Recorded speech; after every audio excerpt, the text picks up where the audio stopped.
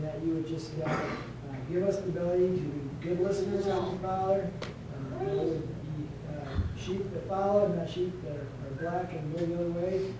We ask that you would just give us a listen heart. Heavenly Father, as we travel home tonight, we ask for safety on the roads. We ask that you be with us as we prepare for the conference. Hear the speakers as they're preparing. Your word be proclaimed and your name be honored. And again, as we travel home tonight, for safety on the roads, just watch over us and bring us back from Sunday service. In Jesus' name we pray. Amen. You may be seated.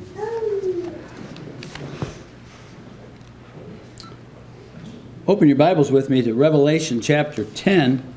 A little bit of review, catching us up to where we've been. We're obviously in the section of the book that started in chapter 4, and the things that must be hereafter. And so John is recording for us that which was revealed to him. Remember, this is the revelation of Jesus Christ.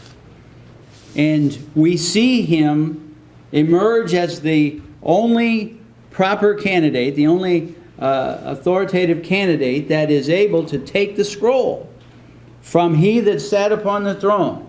So Christ emerges as the only one that is worthy, that is able.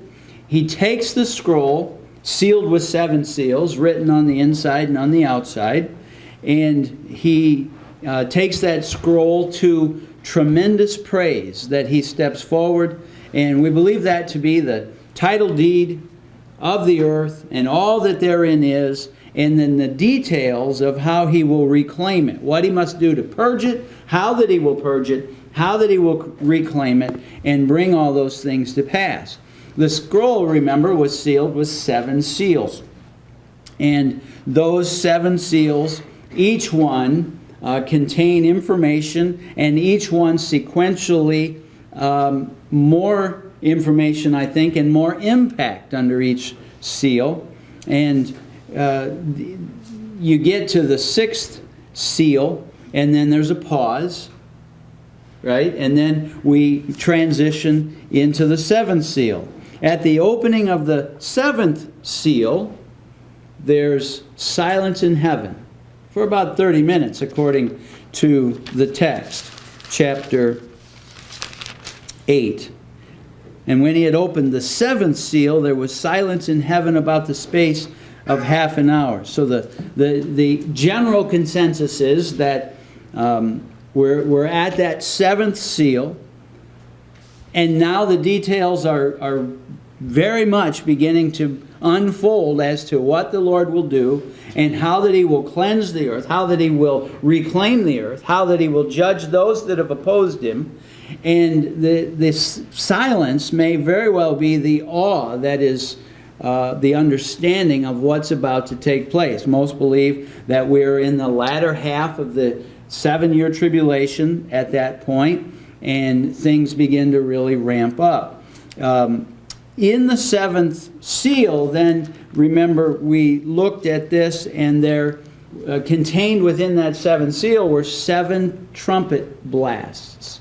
And they've been kind of nicknamed 7 trumpet judgments. And the 7 angels emerge, each one handed a trumpet. And remember, the first trumpet was a third of the trees wiped out. The first trumpet blast, it resulted in a third of the vegetation. The second trumpet blast resulted in the salt water becoming 1/3 unusable. The third trumpet blast resulted in fresh water becoming 1/3 unusable. The fourth trumpet blast, 1/3 less sunlight and other luminaries. So the disruption to life on the planet, and we've already seen so much of the population, once a quarter and once a third of the population wiped out, except for those that were sealed by the Holy Spirit.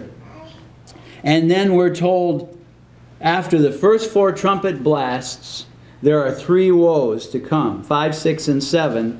Trumpet blast 5, 6, and 7 are woe, woe, woe. They are bad. And we saw trumpet blast Number 6, the first woe. Number 5, the first woe, demonic things described like locusts. Trumpet blast. Number 6, demonic things described like horsemen, but they weren't locusts and they weren't horsemen, but they were a demonic infestation of the earth. And we come back to another pause. We've gotten to the 6th trumpet blast, and there's roughly 2 chapters, chapter 10 and 2/3 of chapter 11 become another pause in the structure of the book. And in this pause, John relates to us what he sees. In this pause, waiting. Now, I don't know that it's a pause chronologically, but it is a pause informationally, because we have blast, blast, blast, and then now a good amount of information to assimilate before the last trumpet blast. So that takes us to chapter 10, and we're in that pause. The 7th seal has been opened. The first 6 trumpet blasts have taken place before the 7th trumpet blast takes place, and then after that the 7 bowl judgments, and we'll get into all that when we get there. There, by the way, is a pause after the 6th bowl before the 7th as well. So that structure maintains all the way through the book of Revelation. But we find ourselves then in chapter 10. We'll just look at verses 1 through 11. We'll look at all of it today. And I saw another mighty angel. Now, most look at this in the Greek and see the word for another, and they rightly point out that it is the word in the Greek that typically means another of the same kind. I bring that to your attention because there's a lot of debate on this, quote, other mighty angel. The text would indicate to me that it is another mighty angel. We've seen several through the text. We had the 7 come forward and be well, I don't know if they came forward. We have the 7 presented as being handed the trumpets. And we have other mighty angels that have emerged onto the scene. Now, there is some in the description of this in chapter 10 that will dogmatically, and in my commentary series that I'm reading, I have roughly a half a dozen that I'm consulting with, and they're split right down the middle. This other mighty angel, some argue, is the Lord. Some strongly argue this is the Lord. They look at some of this and they say this has to be the Lord. And there's a couple of valid points on it. Most take this, another mighty angel, just for what it says. Another, and the Greek word, another of the same kind that we've already been looking at, another mighty angel as a mighty angel. One of the things that's most compelling to me is in verse 6 that this one described as a mighty angel, swear by him that liveth forever and ever. If that were the Lord described in verse 1 as a mighty angel, it wouldn't seem to me that he would be affirming anything or swearing by him that liveth forever and ever. So I'm not going to settle the argument, but I come down a little bit on the side of it's just what the text would seem to indicate if you read it literally. Another mighty angel came down from heaven, clothed with a cloud, and a rainbow was on his head, and his face was as it were the sun, and his feet as pillars of fire. Now, most of the arguments are in verses 1 and 2 for those that think that this is the Lord. Face shining as it were like the sun and so on. Verse 2, he had in his hand the little book, and I believe that's the scroll, now called a little book because it's mostly unrolled. So I can see where they were coming from. I still see it as a mighty angel. And he's clothed with a cloud. We've run into this terminology before. The storm clouds of God's judgment have been on the horizon. And we're in the pause between, of the three woes, between the second and third woe, or in the trumpet blast, between the sixth and the seventh trumpet blast. And the storm clouds of judgment certainly are coming. He's clothed with a cloud, but also a rainbow upon his head. A reminder of even in judgment there's mercy. Even in judgment, God has mercy. Mercy to his people, and mercy just generally speaking. And his face was, as it were, the sun, and his feet as pillars of fire. Most see that pillars of fire as the stamping out of rebellion, the judgment of God. Verse 2, this one who's described as another mighty angel had in his hand a little book open. Now, in chapter 5, he's the one that emerged and took the scroll, took the book. And he's the one that emerged and began to open the seals thereof. And this book is described as open. And I believe that it's the same scroll. And every commentary that I consulted believed the same thing, that this is the scroll that has been opened, and now because of it having most of its contents read and opened, it's described as a little book, and I think that will be borne out in the latter part of this, that it is that scroll, essentially the title deed to the earth, the instructions of how God will cleanse that which is rightfully his, how that he will judge those that oppose him, and how that he will reclaim all of it. And so this mighty angel has in his hand the little book open. And he set his right foot upon the sea and his left foot upon the earth. This would indicate, it would seem to me, indicate domination of the entire earth. Land and sea, it's all mine. Every bit of it's mine, as far as the eye can see is mine. And he is described as having 1 foot in the sea, 1 foot upon the earth. He is holding the little book, and cried with a loud voice as when a lion roareth. And when he cried, 7 thunders uttered their voices. The cry of the conqueror, the lion's cry as the conqueror, the king of his domain. And this one described as a mighty angel that came down from heaven, had in his hand a little book opened. And he set his right foot upon the sea, and his left foot upon the earth, and cried with a loud voice, as when a lion roareth. And when he had cried, 7 thunders uttered their voices. We'll notice in verse 4 that the voices, it's not just the crack of thunder, it's not just the loud sound that rattles the rafters.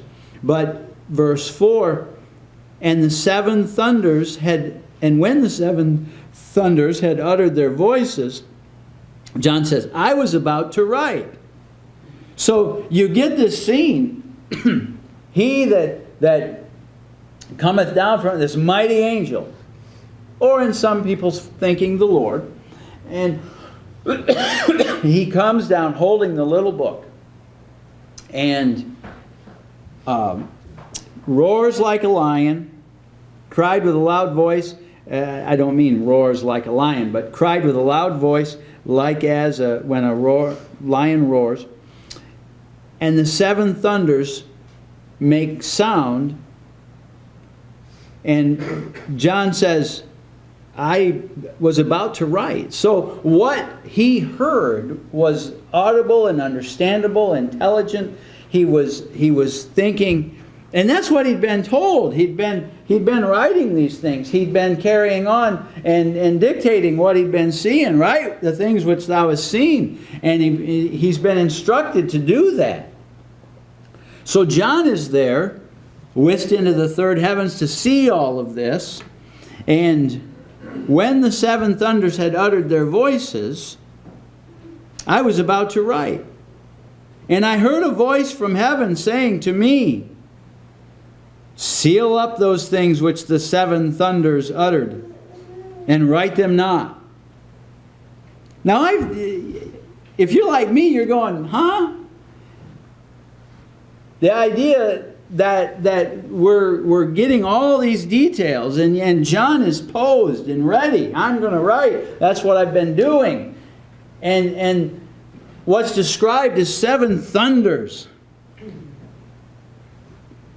enumerate some thought, convey something, whether it be what details are still in the book, or whether it be what's next on the agenda, or whether it be how God is going to, in specific detail, cleanse the earth and retake that which is His.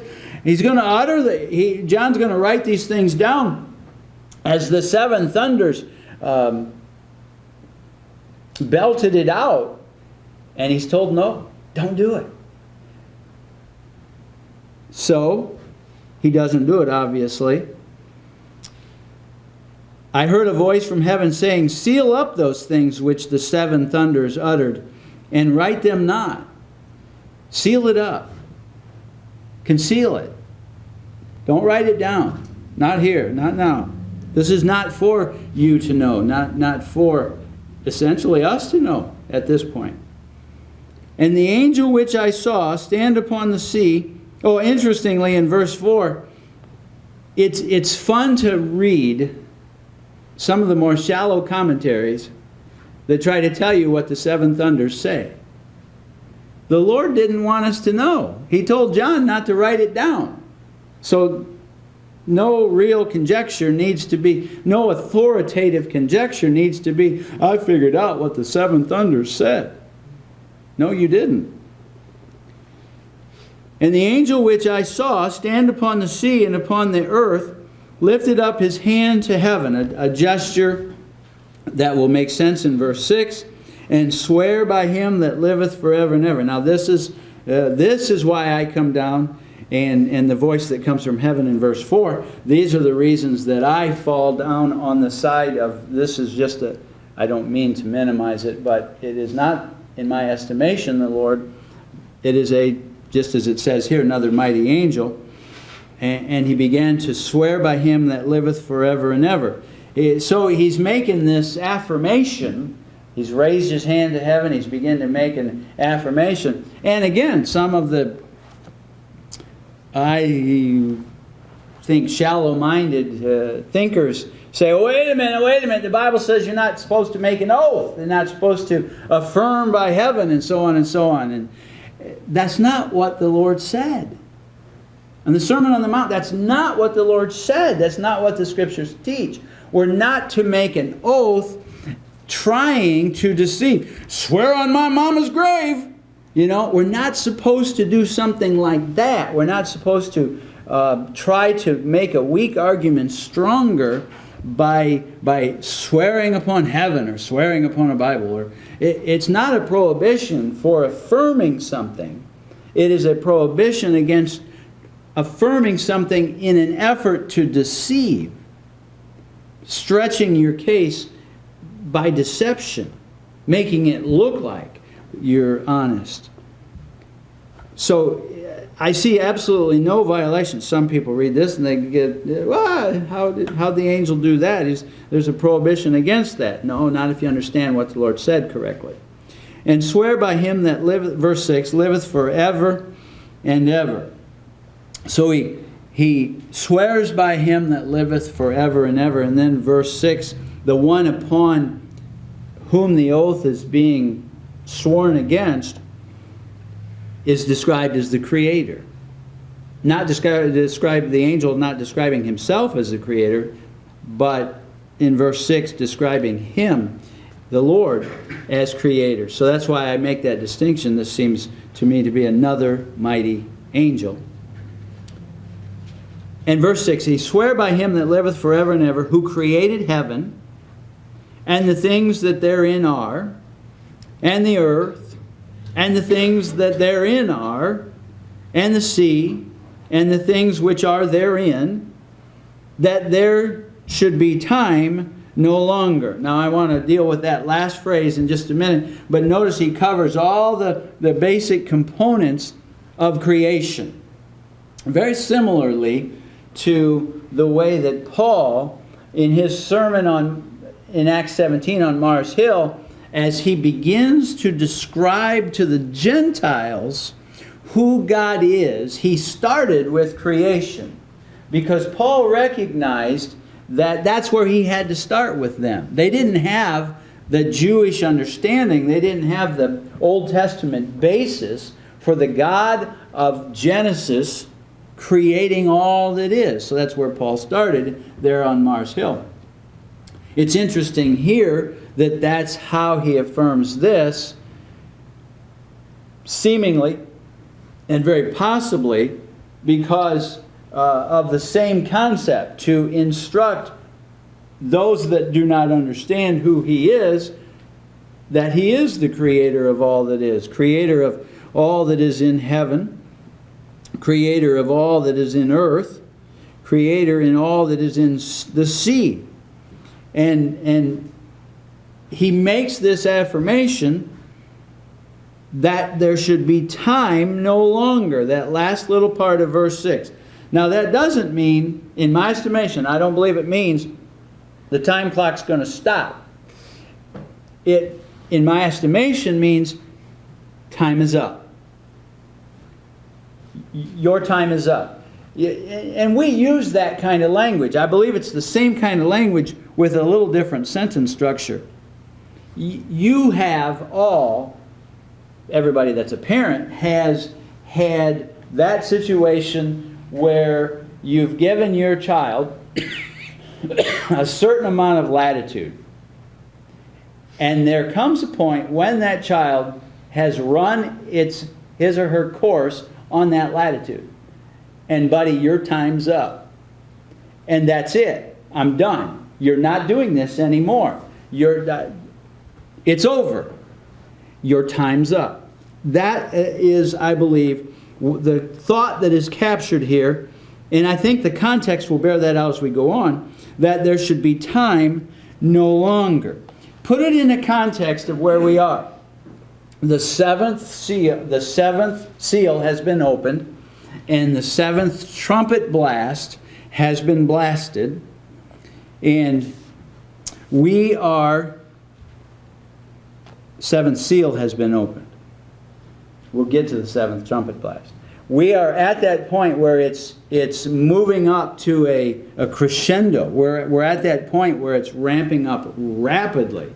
The first four blasts were, at least informationally, rapid fire. 1/3 of this, 1/3 of that, 1/3 of this, 1/3 of that, gone. Just gone. And then the demonic quote-unquote locust, the demonic quote-unquote horseman, and it's just getting bad fast. And we're at that point, we're somewhere within the latter 3.5 years of the 7 years of tribulation. People are all over the map as to where in that 3.5 years. But the point of that is, there's not much left.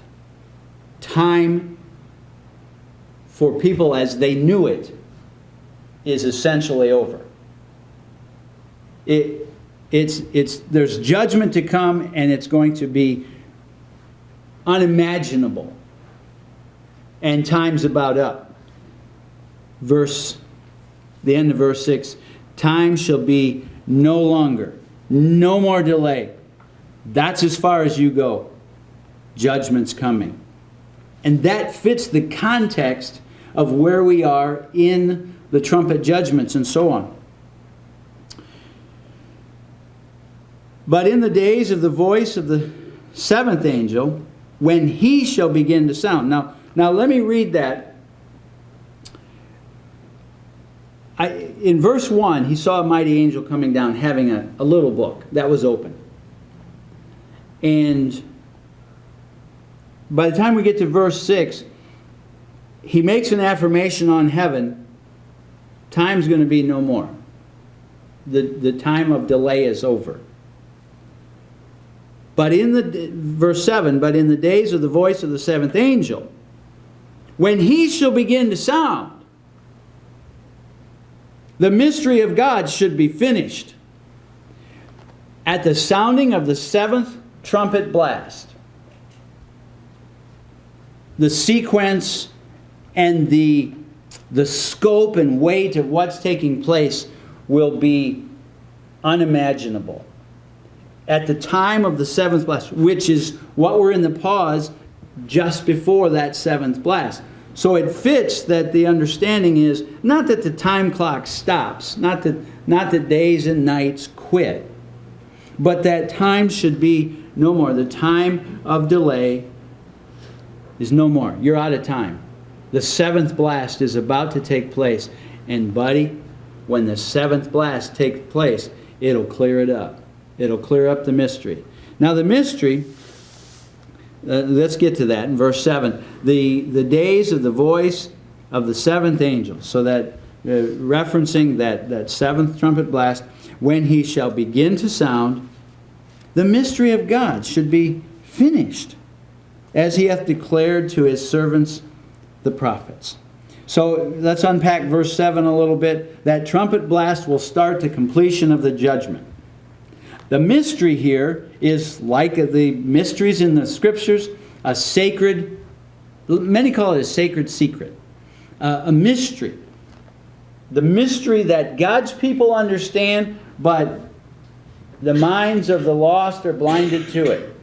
That kind of a mystery. Not a mystery that you and I are not allowed to understand. Not a mystery that that God's people are not allowed to understand. But the mystery in the sense of a sacred secret of what God's doing. God's people understand it. God's prophets have been writing about it. The book is containing it. And it's all going to come together. And that mystery should be finished, as he hath declared to his servants the prophets.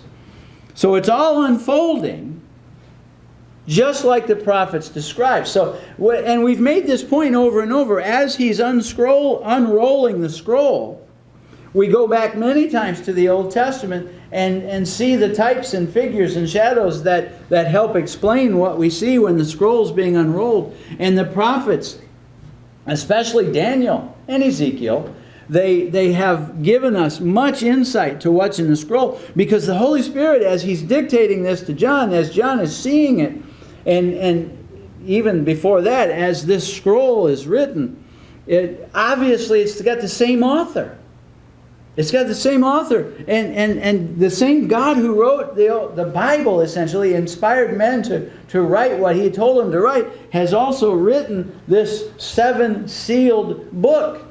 And the Bible explains the 7-sealed book in many occasions. That the 7-sealed book uses pictures that we find in Genesis and Exodus, and takes details, and you can see where he's coming from the prophets. And so the delay is over.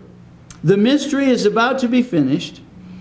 And it's all going to be as he hath declared to his servants the prophets. And the voice which I heard from heaven spake unto me again, and said, Go take the little book which is open in the hand of the angel which standeth upon the sea and upon the earth. And I went, verse 9, I went unto the angel, and said unto him, Give me the little book. And he said unto me, Take it, and eat it up, and it shall make thy belly bitter, but shall be sweet in thy mouth, sweet as honey. Let's digest verses 8 and 9 a little bit. John is instructed to go to the angel and take the little book, which is open. Both times that we see that, the little book is open.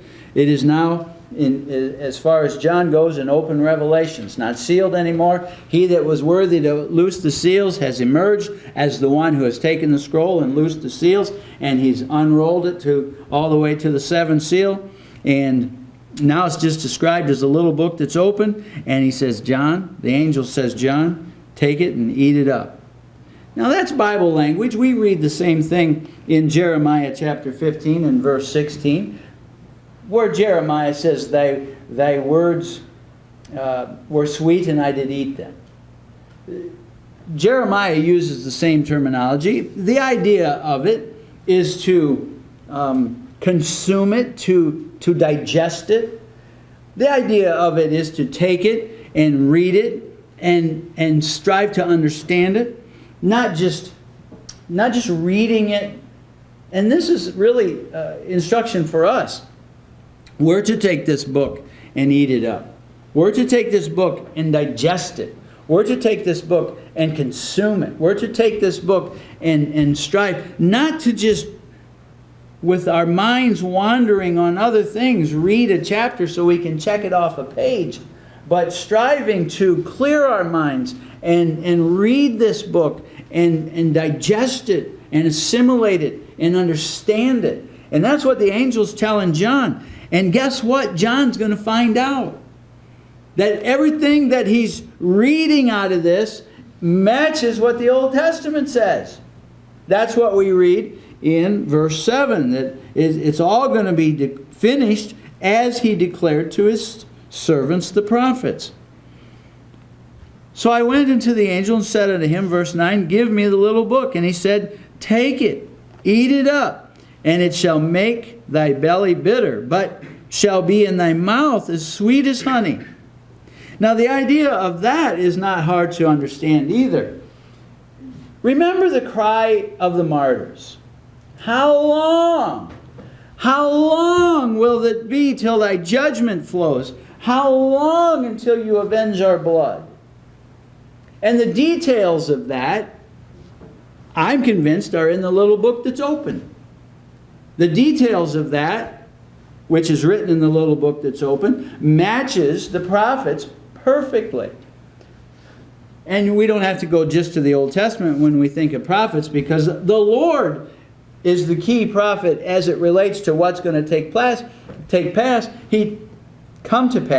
He told us in several sermons what to expect. The disciples, the apostles say, Lord, how do we know? And he begins to tell them. And we showed you at the beginning of this how that what he said corresponded with the opening of the seals.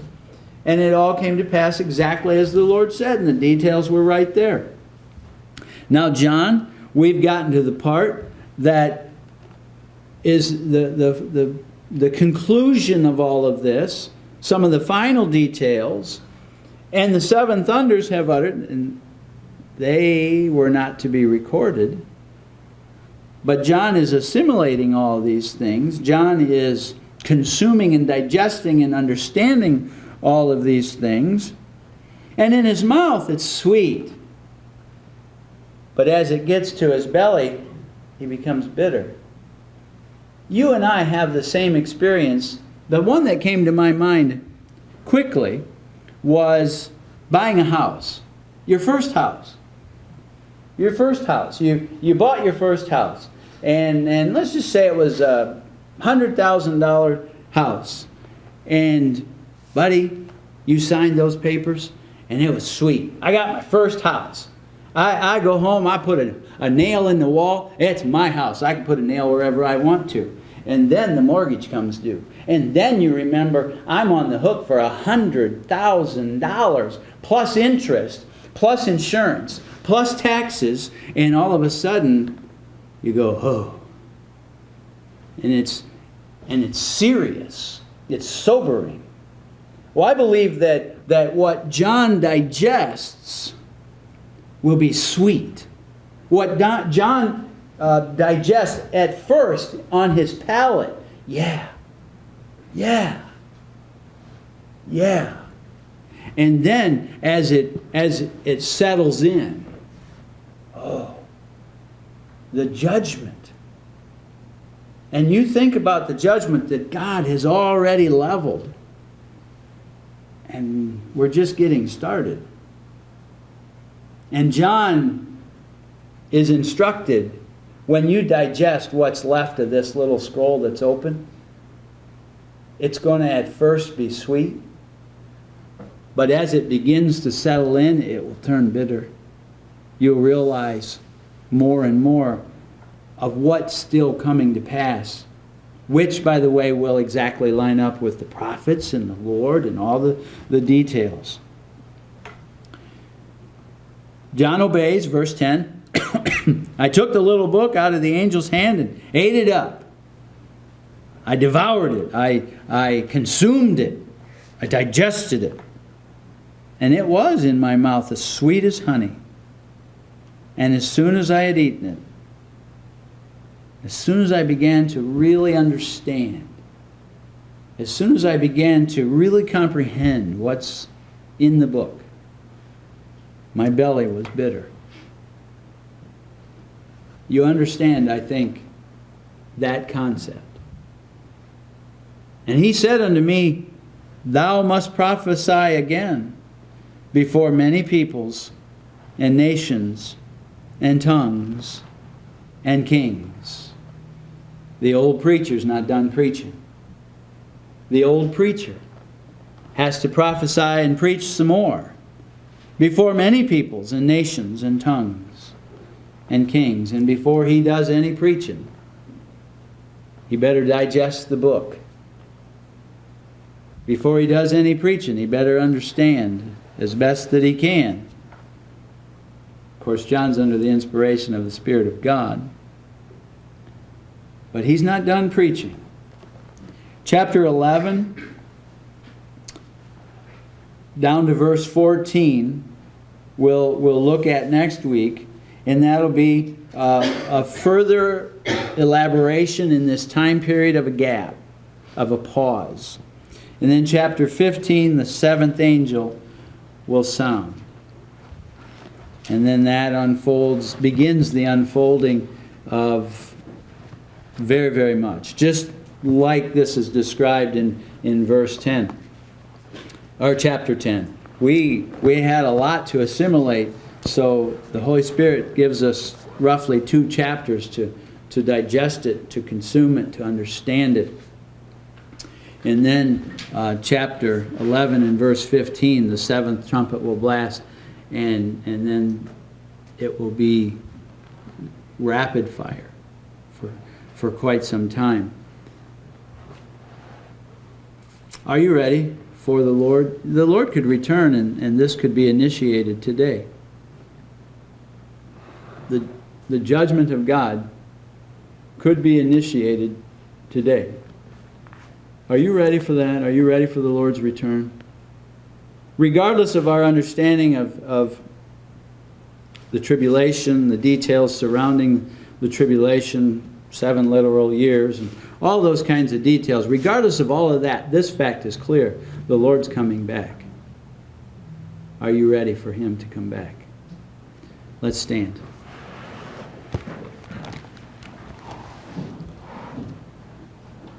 Brother Jerry, would you dismiss us, please? Heavenly Father, just